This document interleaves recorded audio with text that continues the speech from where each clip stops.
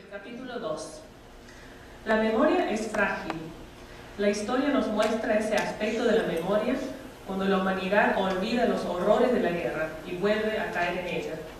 Cuando se olvida de las trágicas consecuencias de la tiranía y vuelve a caer en manos de tiranos. Cuando por indiferencia o por falta de interés permite que hechos denigrantes ocurran repetidamente en su entorno. La memoria colectiva ha demostrado ser cambiante e inconsistente en el devenir de los tiempos, y por eso la humanidad vuelve sobre sus pasos.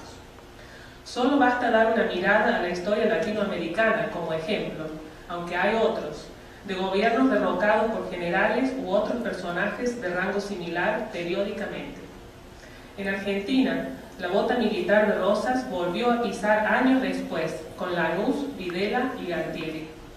En Chile no se había terminado de escribir la historia del general Ibáñez cuando cayeron en manos del general Pinochet. En Brasil fluctuaron entre los militares Getúlio Vargas y Garrastazu Medici.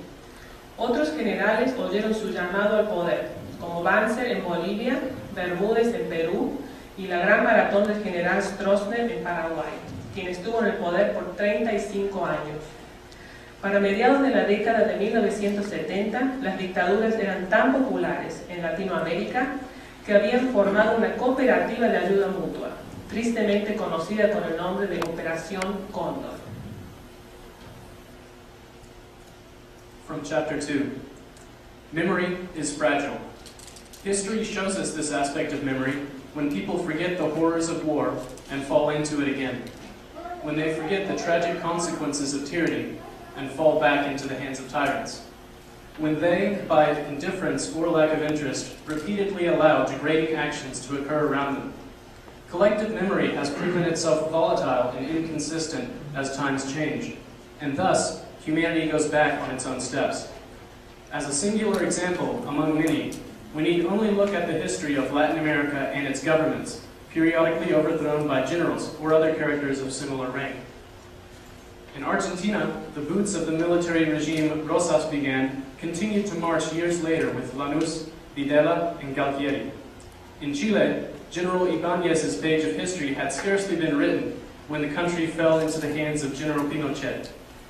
In Brazil, they fluctuated between the military leaders Getúlio Vargas and Garrastazu Medici. Other generals heard their call to power, such as Banzer in Bolivia, Bermúdez in Peru, and the great marathon of General Stroessner in Paraguay, who held power for 35 years.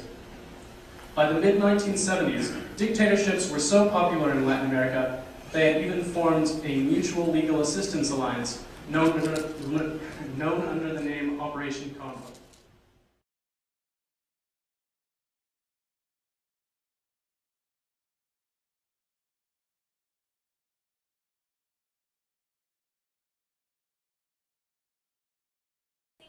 Start off, okay?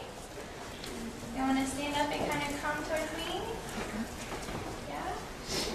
Okay, does everybody know if you're happy and you know it? Yeah? Okay. Ready?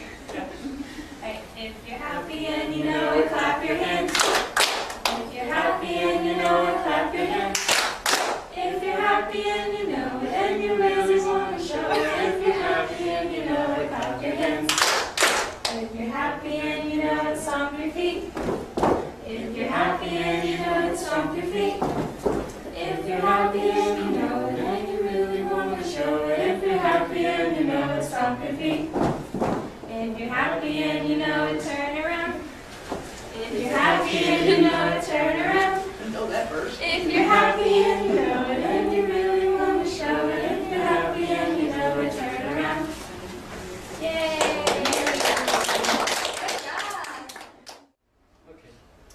Once upon a time, there were 3 bears. There was a little baby bear, a middle-sized mama bear, and a big papa bear. And they all lived in the forest. And each morning for breakfast, they had a bowl of porridge. For the baby bear, there was a small bowl. For the mama bear, there was a medium-sized bowl. And for the papa bear, there was a big bowl. And they all had 3 chairs to sit in. They had a small chair for the baby bear, a medium-sized chair for the mama bear, and a big chair for the papa bear. And they also had 3 beds that they would sleep in. They had a small bed for baby bear, a medium-sized one for the mama bear, and a large one for the papa bear.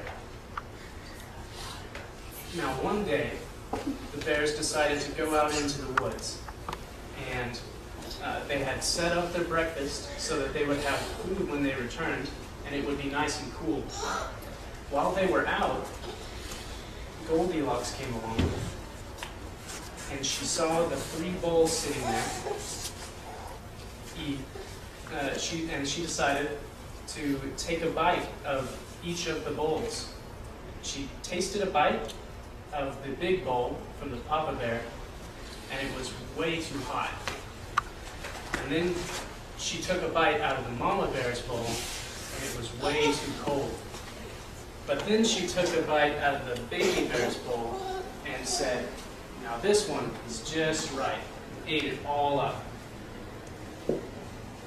Now, then she decided she wanted to sit down after that big breakfast, and she saw 3 chairs sitting there. And so she tried to sit in the first chair that was the papa bear's, and it was way too big and it was way too hard. And so she went to see if the next chair would be more comfortable, the bear's chair. And she sat in it and it was just right. But then as she was sitting there, she was too big for it and it broke. After all that trouble, she decided she wanted to lay down for a nap. And so she went to the first bed, which was the papa bear's bed, and lied down in it, but it was too hard. And then she went to the next bed, and it was too lumpy and too soft. So she went to the last one, and it was just right. Now about this time, the bears decided to come home so that they could have their breakfast.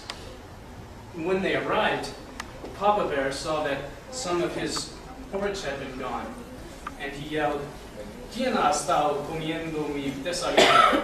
Who's been eating my breakfast? And the mama bear saw that a bite had been taken out of her bowl, and she said, "¿Quién ha estado comiendo mi desayuno?" And who has been taking a bite of my breakfast?